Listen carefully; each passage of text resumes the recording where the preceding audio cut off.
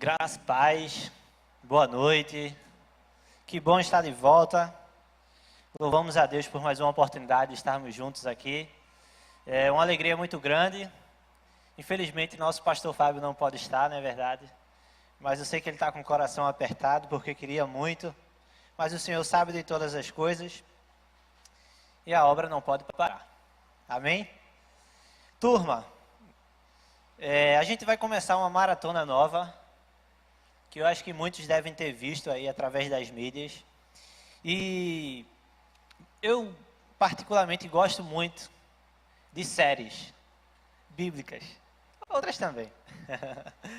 Mas o pastor Fábio e toda a equipe da juventude está com essa ideia aí de falar sobre as 7 cartas da Ásia, né, do Apocalipse, que se encontra lá no Apocalipse, no livro. E para mim é uma alegria muito grande fazer parte disso. E mais uma vez eu queria convidar você a baixar a cabeça, para que a gente possa orar novamente.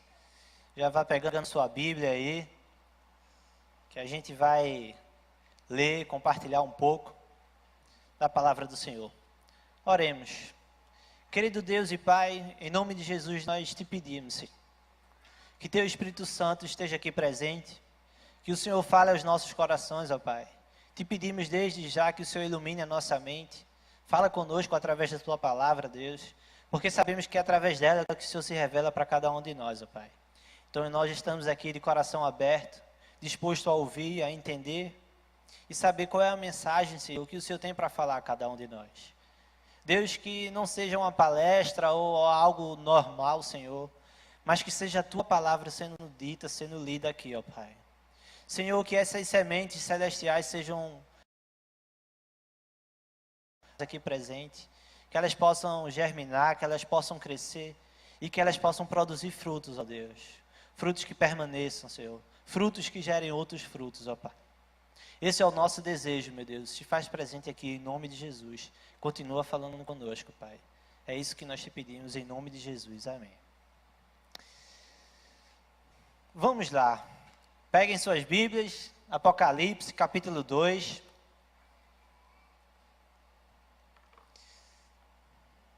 Como diz Salomão do Reggae, vamos embarcar nessa viagem. Turma, as 7 cartas enviadas às igrejas.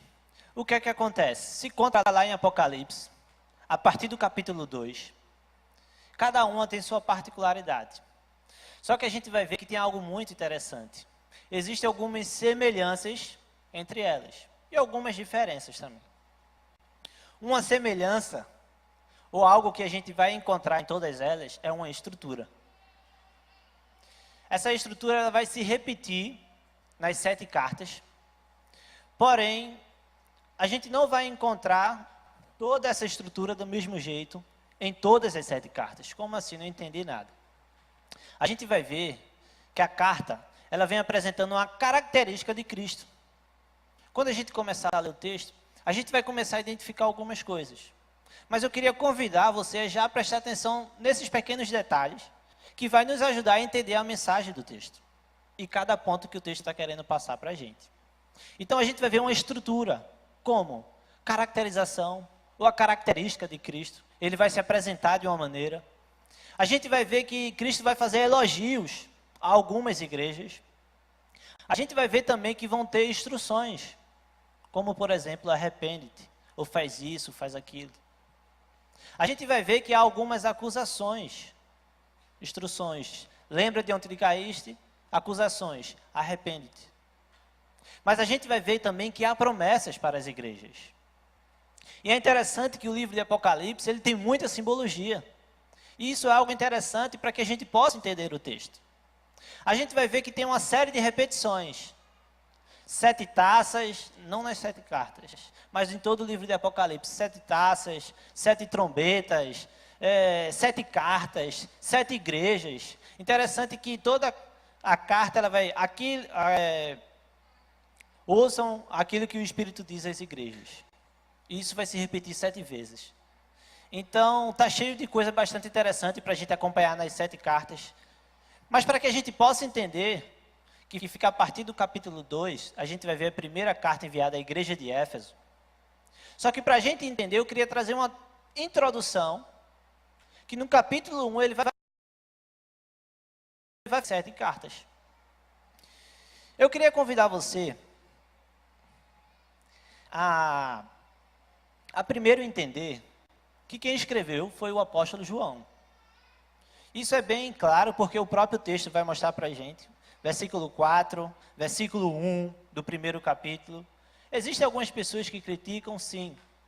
Mas algumas semelhanças com o evangelho que João escreveu também. Por exemplo, Jesus é apresentado como verbo, como logos, como cordeiro. Isso se repete muito tanto no evangelho que João escreveu, como também em Apocalipse. A gente vai ver também que o termo usado em Apocalipse e João se repete também, e é muito interessante porque só neles dois é fonte de água viva, ou fonte de águas vivas. Então isso facilitou que a gente entendesse, e que o próprio texto diz, que foi o apóstolo João que escreveu. Mas o próprio nome Apocalipse, que significa revelação, é o próprio Senhor Jesus Cristo revelando algo para que João escrevesse e ele enviasse a algumas pessoas, ao anjo da igreja, que a gente vai ver o que é e por quê. E é isso aí. Mas vamos para o texto. João, Apocalipse, capítulo 1, a partir do verso 9, diz o seguinte: Eu, João, irmão e companheiro de vocês, no sofrimento, no reino e na perseverança em Jesus, estava na ilha de Patmos, por causa da palavra de Deus e do testemunho de Jesus. No dia do Senhor, achei-me no Espírito, e ouvi por trás de mim uma voz forte, como de trombeta, que dizia: Escreva no livro o que você vê e envie às 7 igrejas: Éfeso, Esmirna, Pérgamo, Tiatira, Sardes, Filadélfia e Laodiceia. E o texto continua dizendo: Voltei-me para ver quem falava comigo. Voltando-me, vi 7 candelabros de ouro, e entre os candelabros alguém semelhante a um filho de homem, com uma veste que chegava aos seus pés, e um cinturão de ouro ao redor do peito. Sua cabeça e seus cabelos eram brancos como a lã, tão brancos quanto a neve, e seus olhos eram como chamas de fogo. Seus pés eram como bronze numa fornalha ardente, e sua voz como o som de muitas águas. Tem em sua mão direita 7 estrelas, e da sua boca saiu uma espada afiada de 2 gumes. Sua face era como o sol, quando brilha em torno do seu fulgor. Quando o vi, caí em seus pés como morto. Então ele colocou sua mão direita sobre mim e disse: Não tenha medo. Eu sou o primeiro e o último. Sou aquele que vive. Estive morto, mas agora estou vivo para todo sempre. E tenho as chaves da morte e do Hades. Escreva, pois, as coisas que você viu, tanto as presentes como as que acontecerão. Este é o mistério das 7 estrelas que você viu em minha mão direita, e dos 7 candelabros de ouro. As 7 estrelas são os anjos das igrejas. São as 7 igrejas. Então, o livro ele já começa a trazer uma introdução daquilo que a gente vai acompanhar nos próximos capítulos, nas próximas igrejas e nas próximas mensagens. Então, é bastante interessante a gente entender algo. A gente viu que foi o apóstolo João que escreveu isso, revelação do Senhor, e ele escreveu. Mas um ponto interessante da gente lembrar é que quando isso aqui foi escrito, os apóstolos já estavam mortos, menos o apóstolo João. E eles todos tinham morrido de forma bruta. E o que é que acontece? Tudo isso causa um grande rebuliço, um rebuliço, um tumulto, algo muito grande, e começa a trazer nervosismo, perseguição para todos os cristãos, para todos aqueles que são fiéis à palavra do Senhor. E acontece que um imperador, ele assume o poder, e ele começa a perseguir mais ainda essas pessoas. E é interessante que João, ele é preso, ele fica exilado na ilha de Patmos, lá nas minas de sal. E eu consigo imaginar um pouco como é que ele se encontrava naquela época. Os apóstolos tudo mortos de maneira brutal, o apóstolo João exilado, o contexto cristão totalmente perseguido, caos, perseguição brutal.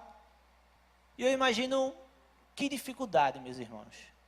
Talvez até que tristeza.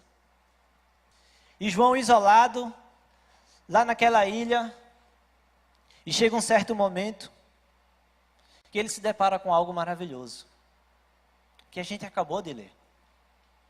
A gente viu que ele estava na ilha de Patmos por conta da palavra de Deus, porque ele se manteve fiel à sua palavra, ele continuou pregando. O imperador que assumiu naquela época, Domiciano, ele se declarou o próprio Deus.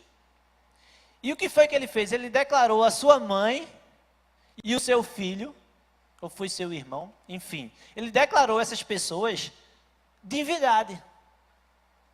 E ele disse, a partir de hoje, eles têm que ser adorados também. Só que o apóstolo João, vivo, pregador, apóstolo, ele disse, epa, comigo não. Com você não, tá bom, tá certo. Pega esse cara, bota ele lá para baixo, deixa ele isolado. Já estava caminhando, já tinha um percurso muito longo. Se coloca no lugar do apóstolo João. Talvez até passando por um momento triste. E acontece que João lá naquela ilha, no capítulo 1, versículo 10, vai dizer o seguinte: no dia do Senhor, achei-me no Espírito, e ouvi por trás de mim uma voz forte, como de trombeta, que dizia, escreva no livro que você vê, e envie a 7 igrejas, Éfeso, Esmirna, Pérgamo, Tiatira, Sardes, Filadélfia e Laodiceia. Então naquele momento, passava-se tantas coisas na cabeça do apóstolo, ele ouve uma voz atrás dele, ele vai dizer, pronto, eu estou doido agora. E a voz diz, ó, escreve tudo do que você vai ver aí. E quando ele olha para trás, ele vai olhar e vai dizer, poxa, quem é que está falando comigo? Versículo 12, voltei-me para ver quem falava comigo, voltando-me, vi 7 candelabros de ouro. E entre os candelabros alguém, semelhante ao filho de homem, com uma veste que chegava aos seus pés. E aí vai trazer um bocado de características. Que essas características que a gente leu, por exemplo, sua cabeça e seus cabelos brancos como a lã, os seus pés como o bronze numa fornalha ardente. Tudo isso a gente vai encontrar essas características nas 7 cartas, cada um em uma. Se a gente for ver, em uma das cartas Jesus vai dizer, eu sou aquele que tem os pés como bronze reluzente. E é interessante que cada característica dessa que Cristo vai se apresentar, tem tudo a ver com aquela cidade. E é bastante interessante a gente entender que essas 7 cidades, que é onde situava as 7 igrejas, elas eram ligadas por uma via romana, uma estrada romana que os romanos fizeram. E se a gente, ou se alguém começasse uma viagem a partir de Éfeso, que é a primeira igreja a receber a carta, simultaneamente ou sistematicamente, sei lá qual é a palavra, a viagem seria correta. 11, Éfeso, Esmirna, Pérgamo, Tiatira, Sardes, Filadélfia e Laodiceia. Então existia uma estrada. E cada cidade dessa era ligada uma a outra através dessa estrada. Só que existe algo também muito importante. Éfeso era a principal. Existia muito movimento. Se a gente for ver lá em Atos, capítulo 19, mais ou menos pelo versículo 19 em diante, vai contar um pouco da história de Éfeso. Eu acho que o capítulo inteiro, mas principalmente a partir do versículo 19 em diante. E a gente vai ver dizer que quando o apóstolo Paulo chegou lá para plantar a igreja, ele começou a pregar o evangelho e aquelas pessoas começaram a se arrepender. Em Éfeso, existia um templo, uma deusa que era adorada, chamada deusa Diana. E por conta disso, vinham pessoas de todos os lugares, e por conta disso era uma cidade muito rica. E existiam vários ourives que faziam certas miniaturas para que vendesse naquela cidade. E quando o apóstolo Paulo ele chega ali para plantar aquela igreja, e ele começa a instruir aquelas pessoas, e ele começa a pregar o evangelho naquela cidade, as pessoas começam a se arrepender. as pessoas começam a amar o Evangelho. Começam a renunciar os seus pecados. Começam a renunciar às suas práticas pagãs. E a Bíblia vai dizer lá em Atos capítulo 19, que as pessoas pegaram seus livros de misticismo, de cultura pagã, e eles colocaram no meio da praça e tocaram fogo em tudo. Isso é fruto de arrependimento, que veio da palavra através do apóstolo Paulo, que plantou aquela igreja em Éfeso. E aquela igreja foi uma igreja que cresceu muito. E através da igreja de Éfeso, as outras igrejas começaram a surgir, as 7 igrejas da Ásia. Mas como hoje nós vamos tratar só da primeira, tanto é que existe uma carta aos Efésios, ou Efésios, e que se a gente for ler, eu queria convidar você a abrir, Efésios, capítulo 1, versículo 15.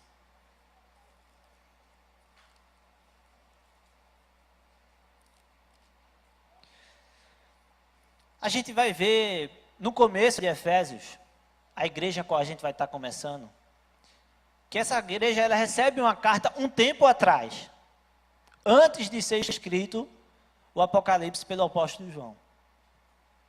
A gente vai ver que essa igreja ela recebe alguns elogios. Vamos ler, versículo 15, capítulo 1, versículo 15 de Efésios.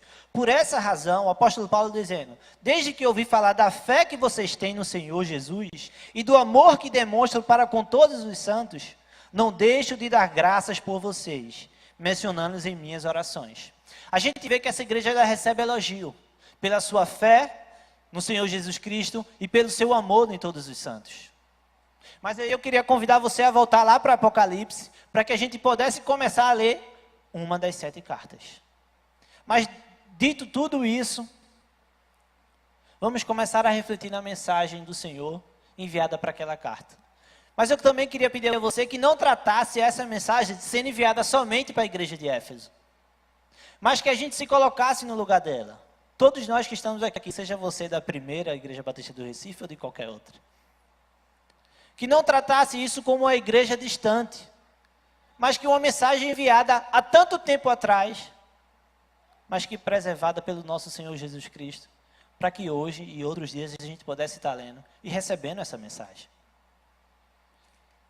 Diz assim a palavra do Senhor, Apocalipse, capítulo 2, a partir do verso 1. Ao anjo da igreja em Éfeso, escreva. Estas são as palavras daquele que tem as 7 estrelas em sua mão direita, e anda entre os 7 candelabros de ouro. Conheço as suas obras, o seu trabalho árduo e a sua perseverança. Sei que você não pode tolerar homens maus, que pôs à prova os que dizem ser apóstolos, mas na verdade não são, e descobriu que eles eram impostores. Você tem perseverado e suportado o sofrimento por causa do meu nome, e não tem desfalecido. Contra você, porém, eu tenho isto. Você abandonou o seu primeiro amor. Lembre-se de onde caiu, arrependa-se e pratique as obras que praticava no princípio. Se não se arrepender, virei a você e tirarei o seu candelabro do lugar dele. Mas há uma coisa a seu favor, você odeia as práticas dos nicolaítas, como eu também as odeio. Aquele que tem ouvidos, ouça o que o Espírito diz às igrejas. Ao vencedor, darei o direito de comer da árvore da vida que está no paraíso de Deus. E aí a gente vê a primeira carta enviada para a primeira igreja, a qual nós já conhecemos um pouco que igreja é essa. Uma igreja que um tempo atrás foi elogiada pela sua fé, pelo seu amor. Uma igreja totalmente teológica. Alguém sabe quem foi os pastores da igreja de Éfeso? Eu acho que sim, mas enfim. Só para a gente ter uma noção. Apóstolo Paulo, apóstolo João, Timóteo. Só daí a gente tira 3 caras fera que prepararam aquela igreja. Daí você tira o material da EBD, daquele pessoal ali. Mas nesse capítulo 2, nessa primeira carta, eu queria convidar você a enxergar essa estrutura. Primeiro, a gente viu que traz uma característica Que característica é essa?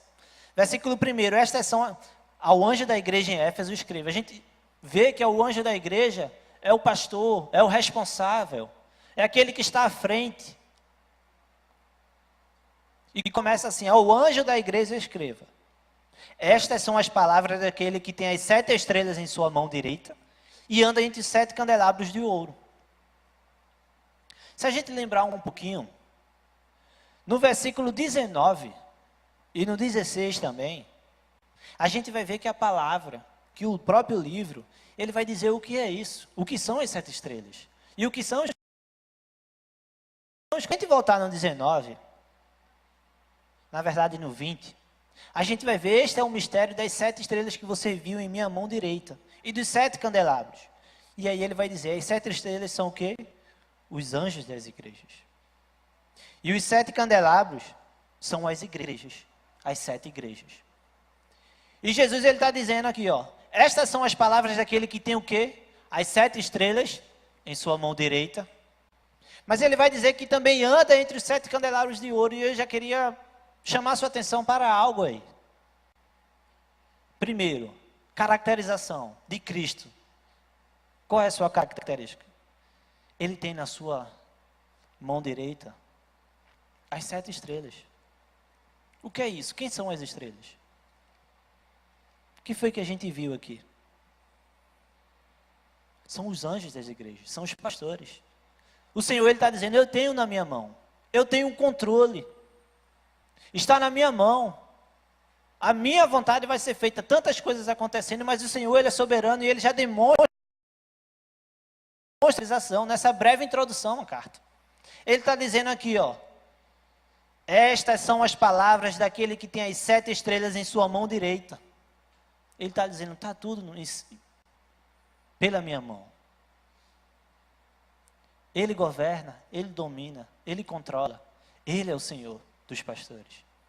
Mas ele também vai dizer algo maravilhoso. E anda entre os 7 candelabros de ouro. O que é que isso tem a ver? Por que está escrito isso? A gente viu que os candelabros são as igrejas. E para que fique legal para a gente, 7 é o número da plenitude, o número completo, perfeito, entre outros. E ele está dizendo, eu tenho todas as igrejas, tenho todos os pastores na minha mão. Eu ando no meio de todas as igrejas. Jesus Cristo está aqui, meu irmão. E por que ele quis dizer isso? Porque o Senhor, ele sonda. Ele sabe das nossas vidas, das nossas dificuldades. Ele sabe da realidade de todas as igrejas. Das coisas boas e das coisas ruins que acontecem. Mas nada disso pode fugir da sua soberania. A palavra do Senhor, ela é fiel. Ele não muda. Ele é imutável. Apesar de tantas coisas ruins que a gente vê. Mas tenha certeza que tudo está sobre a mão dele. E além de estar sobre a mão dele, ele vai dizer, eu ando no meio das 7 igrejas. E é interessante que ele vai dizer que eu ando no meio das 7 igrejas. Para provar isso, ele vai dizer, eu conheço, eu sei. E ele começa a dizer no versículo 2, eu conheço as suas obras. O seu trabalho árduo e a sua perseverança. Sei que você não pode tolerar homens maus, que pôs a prova os que dizem ser apóstolos, mas que não são. E descobriu que eles eram impostores. A gente sai da caracterização, da característica de Cristo. E a gente vai agora para o elogio. Lembrando que isso vai se repetir nas outras cartas. Só que tem algumas peculiaridades. Umas não tem crítica, ou acusação ou crítica. Isso a gente vai ver que algumas igrejas elas mudam. E que por incrível que pareça, a maior igreja é a mais criticada, onde não tem nenhum elogio. E a menor que tem é a que não recebe nenhuma crítica. Disso aí a gente já tira que, como dizem, tamanho não é documento. Mas voltando para Éfeso, a gente viu que o Senhor ele tem o domínio nas suas mãos, dos pastores, dos ministros, daqueles que estão à frente, dos líderes. Mas ele vai dizer também que ele anda no meio. Como dizemos, ele anda no nosso meio. Ele está aqui, eu creio nisso. E ele manda aquela carta para aquela igreja dizendo: eu conheço as suas obras. Eu conheço o seu trabalho árduo, seu labor. E ele começa a elogiar aquela igreja. Imagina que coisa linda. Quando o anjo da igreja estava lendo essa carta, o próprio Senhor Jesus Cristo dizendo: eu conheço o seu trabalho. Eu conheço. Eu sei que você perseverou. Eu sei que você colocou aqueles falsos apóstolos à prova e descobriu que eles realmente não são. Por que isso? Naquela época, muitas pessoas se diziam ser apóstolos para conseguir domínio, influência, dinheiro e entre outras coisas. É interessante também que teve um imperador que ele começou, em uma certa época, ele começou a desenterrar os ossos dos apóstolos, ou diziam que certos instrumentos eram de apóstolo tal, e esse imperador ele trazia para aquela igreja, porque, isso aqui foi do apóstolo João, isso aqui foi do apóstolo não sei quem.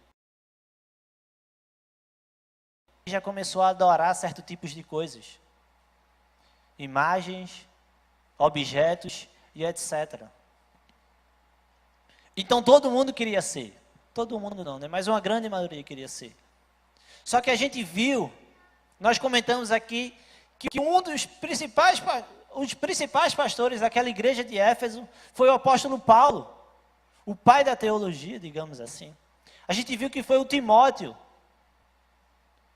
aquele pastor, que nós encontramos aquelas cartas, algo tão maravilhoso. Alguém tão conhecido em nosso meio. Mas também a gente viu que foi o apóstolo João. E aquele pessoal, eles estavam bem preparados teologicamente. E quando chegavam esses falsos apóstolos, eles diziam: opa, aqui não. E através da palavra, eles observavam e diziam: esse aí não. Esse aí não está de acordo com a palavra. E o Senhor elogia tudo isso. Ele disse: eu sei a sua obra, o seu trabalho árduo, a sua perseverança. Sei que você não tolera homens maus. Eu sei que você pôs a prova os que diziam apóstolos, mas não são. E descobriu que eles realmente eram impostores. A gente vai ver também que eles odiavam os nicolaítas. E tudo isso o Senhor elogia aquela igreja. E a gente começa a entender que aquela igreja trabalhava, que aquela igreja perseverava, que aquela igreja tinha uma boa teologia, que eles não se deixavam levar por qualquer tipo de palavra que diziam, que não era qualquer pessoa que subia ao púlpito para pregar, que não era qualquer palavra que era dita naqueles cultos. Eles permaneciam firmes. E o Senhor começa a elogiar isso, e que maravilha, meus irmãos. Algo maravilhoso, ser elogiado por isso. Apego à palavra, ser fiel às escrituras. Algo maravilhoso. Eles não toleravam homens maus, não aceitavam todo tipo de pessoa, não aceitavam qualquer tipo de pregador, lutavam contra os hereges daquela época, perseveravam, eles sofriam por conta de tudo isso, mas mesmo assim eles não desfaleciam, eles não desanimavam. Isso traz uma mensagem para a gente. Muitas vezes em lares e em faculdades, porque nós somos fiel à palavra, nós às vezes somos chamados de vários tipos de coisas. E aquela igreja, num tempo de perseguição, de tanta coisa pelos imperadores, ela se mantinha fiel. E o Senhor, pelo fato dele andar no meio da igreja, dele conhecer, ele elogia aquele povo. Só que tem algo interessante, meus irmãos. E aí a gente pula para outro tópico. A gente viu característica. A gente viu elogio. Só que agora no versículo 4, a gente vai ver uma mudança radical. O Senhor começa a elogiar. O Senhor, ele se apresenta, ele começa a elogiar a igreja. Mas no versículo 4 ele vai dizer: contra você, porém, eu tenho isto. Então o clima muda. Uma igreja totalmente teológica, fiel à palavra, bons pastores, um bom material teológico, mas que não era o suficiente. O Senhor vai dizer: Contra você, porém, eu tenho isto. E antes de a gente ver o que vai continuar a falar do texto, eu queria comentar com vocês, dizendo que ouvir uma palavra boa, reconhecer hereges e não aceitar suas palavras, ter bons pastores, bons líderes, ler uma literatura fiel às Escrituras, não é o suficiente, meus irmãos. É ótimo. Pelo menos, eu amo isso. Mas não é o suficiente. Porque aquela igreja era dessa forma. E ela é elogiada por conta da sua fidelidade à palavra. Mas o Senhor vai dizer, contra você, porém, eu tenho isto. E a gente vê que não é suficiente. E a gente começa a ver que há um certo problema naquela igreja. Há algo que precisava mudar. Meus irmãos, talvez haja alguém aqui que ama a palavra, que ama ler um livro bom, que não aceita qualquer palavra, que não lê qualquer heresia. Na verdade, nenhuma. Mas eu queria dizer a você que isso não é o suficiente. Porque a palavra do Senhor vai dizer contra aquela igreja. E talvez contra alguns de nós. Contra você, porém, eu tenho isto. Você abandonou o seu primeiro amor. E aí vem a acusação do Senhor. Mais um tópico, mais uma característica, mais um ponto na estrutura. Acusação ou crítica. Característica, elogio e acusação. E o Senhor está dizendo, vocês abandonaram o seu primeiro amor. Aquela igreja que há um tempo atrás, pelo apóstolo Paulo, nós lemos aqui em Efésios capítulo 1, que o apóstolo Paulo reconhece a fé e o amor. A fé em Jesus Cristo e o amor por todos os santos que eles tinham.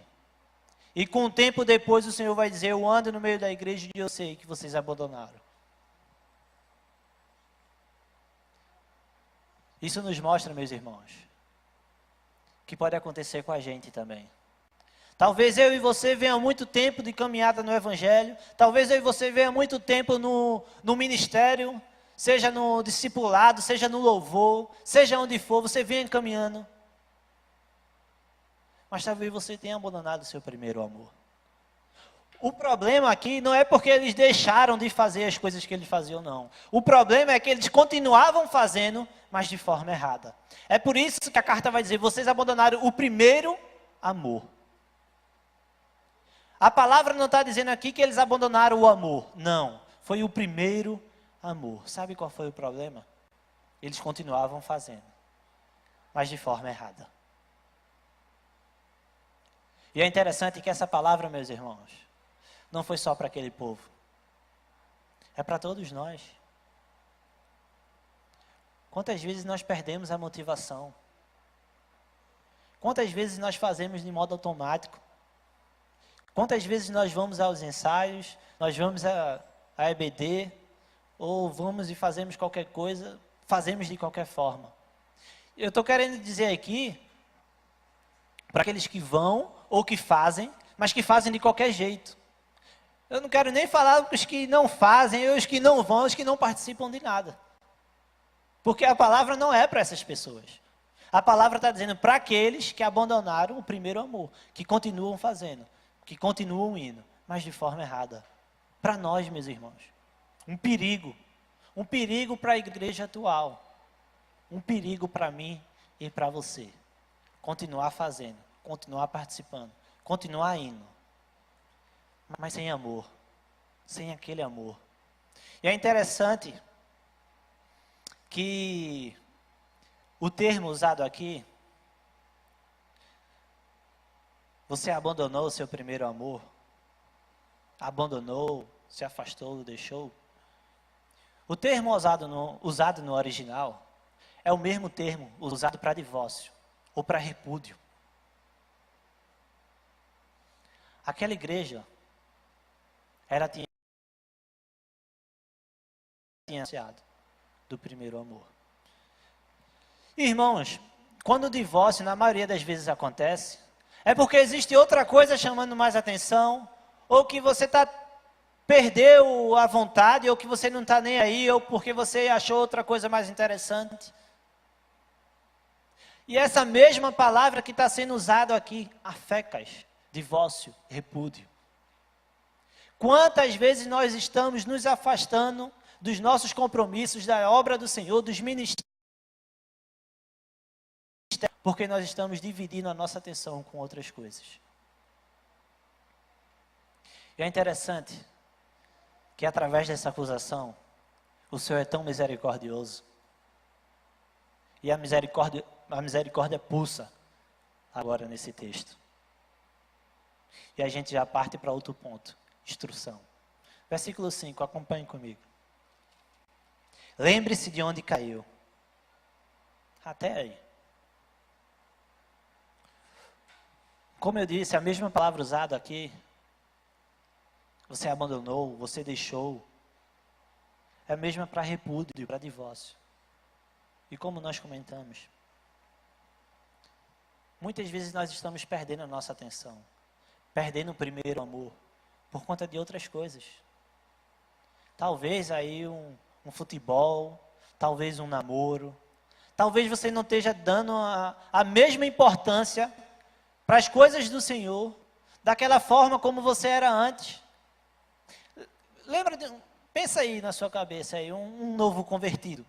Ele é o primeiro a chegar no culto, ele não perde nada, ele quer estar nisso, ele quer estar naquilo. É uma empolgação, é um amor, é algo maravilhoso, é bonito de se ver. Mas muitas vezes o tempo vai passando e esse amor vai esfriando. Esse é o problema dessa igreja. Era o problema dessa igreja. Esse é o problema, muitas vezes, de muitos de nós. A forma como nós estamos fazendo. Porque hoje o mundo oferece muitas coisas.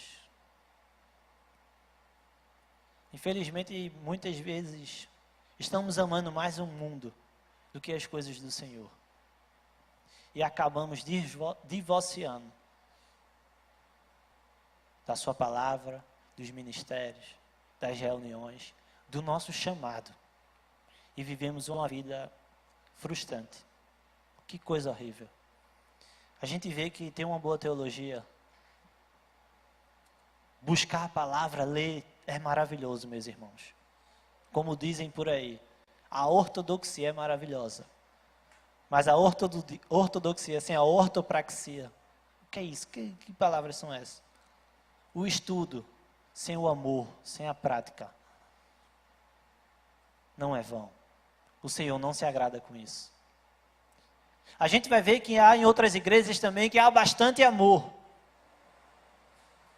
Mas o Senhor vai trazer acusações. Contra você também, porém, eu tenho isto. Vocês estão tolerando Jezabel, mas isso é em outras cartas. Mas o que eu quero dizer é que muita teologia e pouco amor de nada vale. Ou muita atividade, mas sem o primeiro amor, de nada vale, meu irmão. Se você vive dessa forma, essa carta é para você, é para nós. Mas aí a misericórdia pulsa, e o Senhor ele vai dizer, lembra-te. Olha, pensa aí, quando tudo começou a mudar, quando você começou a perder aquele primeiro amor. Lembra de quando você era, talvez você tinha uma vida de oração maravilhosa, e você hoje sente falta, o Senhor está dizendo, lembra-te. Talvez você vinha participar dos ensaios de algum ministério, de alguma coisa, da EBD, você tinha o maior prazer. Mas hoje você não é dessa mesma maneira. Ou até vem, mas eu vou. Meus irmãos, a gente viu que o Senhor ele anda no meio da igreja.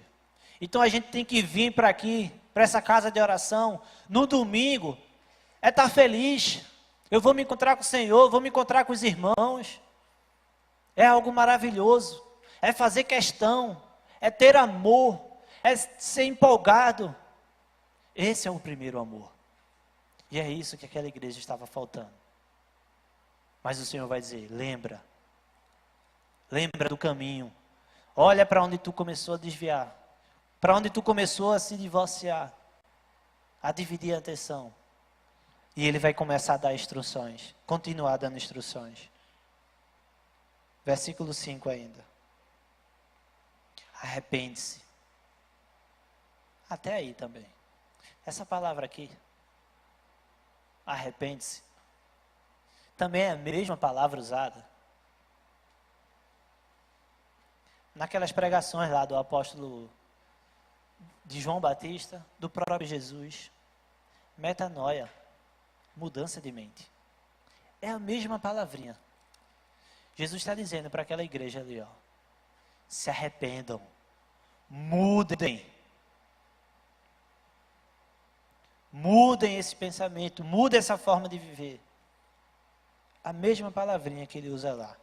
Arrependam-se e pratiquem as obras que praticavam no princípio. E aí vem um ponto que a gente precisa prestar bastante atenção. Se não se arrepender, virei a você e tirarei o seu candelabro do lugar dele.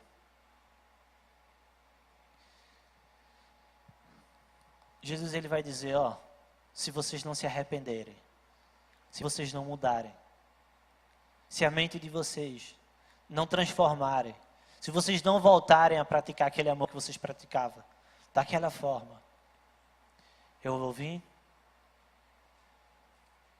e removerei o candelabro do meio de vocês, do lugar dele. E o que seria isso? O que é que Jesus está querendo dizer com remover esse candelabro dele? Primeiro, o que é um candelabro? Para que ele serve? Lembra aquela pecinha que serve para iluminar, que existem várias coisas, um candeeiro, um candelabro, eu acho que já é bem conhecido, né? Se eu tivesse com um slide aqui, eu ia botar a imagem dele, mas eu não estou. Mas imagine um candelabro aí, acho que muitos conhecem. Se ele não está iluminando, ele não serve para nada. E a gente lembra até de algumas passagens que repetem isso. Para que vai acender e vai botar no lugar? Irmãos, Jesus está dizendo, se vocês não se arrependerem, igreja de Éfeso, irmãos aqui presentes, eu vou remover o candelabro do lugar. Para que fique melhor, lembra quando Samuel ele vai trabalhar no templo? Lá no Santo dos Santos, naquele templo lá onde ficava o sacerdote. Samuel ele tinha uma atividade. Talvez alguns lembrem, mas eu não vou perguntar não. A atividade que Samuel fazia era ficar reabastecendo o azeite para que o candelabro não apagasse. Então estava acabando o azeite, ele ia lá, colocava e o fogo permanecia. Irmãos, o Senhor está dizendo, ó, se vocês não se arrepender, eu vou remover a igreja. Eu vou remover essa luz.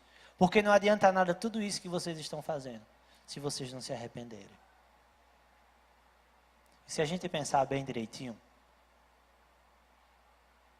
até tem algo legal, se você for lá, que ele é um médico, e ele viaja pelas 7 igrejas onde existiam. E ele vai relatar lá o que era, onde tinha. Lá, ou se você tiver o privilégio de ir, você vai ver que não existe nada além de ruínas. Aquela igreja, ela não deu ouvido. E voltando para o texto, versículo 7. Versículo 6, se a gente for ler, a gente vai ver que é mais uma coisa positiva, mais um elogio, que eu encaixaria um versículo ou dois antes. Mas ele vai dizer aí, ó, parabéns.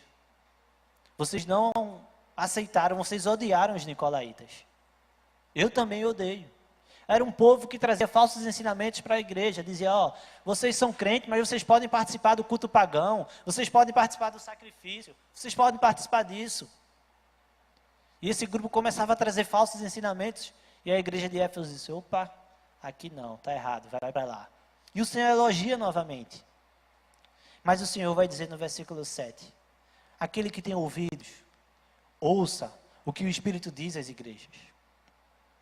É interessante também que alguns historiadores dizem que essas cartas eram lidas também em praças públicas. Então, é bastante interessante, porque essa fala, essa parte do texto também era lida. Aquele que tem ouvido, ouça o que o Espírito diz às igrejas. A gente vai ver que se repete 7 vezes também nas 7 cartas. Irmãos, se o Espírito Santo do Senhor falou no seu coração, que você precisa mudar algo, que você precisa se arrepender, que você precisa rever, que você precisa voltar ao primeiro amor, a fazer aquilo que você fazia antes. Ouça a voz do Senhor, ouça o Espírito Santo da igreja. E depois de um momento, de uma carta tão pesada, depois de tantas coisas, de elogios, de instruções, de críticas, o Senhor vai dizer algo maravilhoso. Versículo 7 ainda. Ao vencedor, darei o direito de comer da árvore da vida, que está no paraíso de Deus. Uma promessa, meus irmãos. O que é isso? Vida eterna. Passar a eternidade com o Senhor. Certeza da salvação. Mas antes disso, o Senhor está dizendo, ouça o que o Espírito diz às igrejas. Se arrependa, mude, volte a praticar o primeiro amor. Se você lembrar, Gênesis capítulo 2, eu acho que é versículo 2, vai falar sobre essa árvore da vida. Lembra quando Adão pecou? E ele comeu do fruto? O Senhor disse, não é bom então que ele fique aqui. Vamos tirar ele do paraíso, para ele não comer da árvore da vida. E ele tira, coloca um querubim. Mas o Senhor está dizendo aqui, aquele que der ouvido, aquele que se arrepender, ele vai comer daquela árvore. Ele vai voltar para o jardim. Ele vai voltar para o paraíso. Eu creio que esse seja o meu desejo e o seu também. Se encontrar com o Senhor, fazer parte da eternidade, comer, participar desse fruto, desfrutar desse fruto, na verdade. Mas é necessário alguns passos. E essa carta, ela deixa muito claro para cada um de nós. É isso, meus irmãos. A carta a Éfeso, ela é maravilhosa, mas ela traz uma instrução para todos nós. Talvez você esteja aqui e você tenha sido elogiado por essa carta. Mas talvez você tenha recebido uma crítica dessa, uma acusação. E o Senhor diz, arrependa-se. Volta a praticar o primeiro amor. É uma carta, não minha, mas do Senhor, para aquela igreja e para cada um de nós. É fácil? Não. Mas o Senhor, Ele estará conosco. Porque como vimos na própria carta, Ele anda no meio da igreja. E Ele tem o domínio em suas mãos. Que a gente possa refletir sobre essa palavra. Tem alguém aqui que abandonou o primeiro amor? Que a gente volte. Que a gente preste atenção como nós temos feito as coisas do Senhor. Como temos lidado com tudo isso. Para que a gente venha se empenhar, se dedicar. E participar do fruto da vida. Amém? Abaixa a sua cabeça. Eu queria convidar Nestor. Reflete um pouquinho sobre essa palavra. Nestor vai estar orando para a gente encerrar esse momento. E que essa palavra que foi dita aqui traga arrependimento, mudança, aonde precisa acontecer.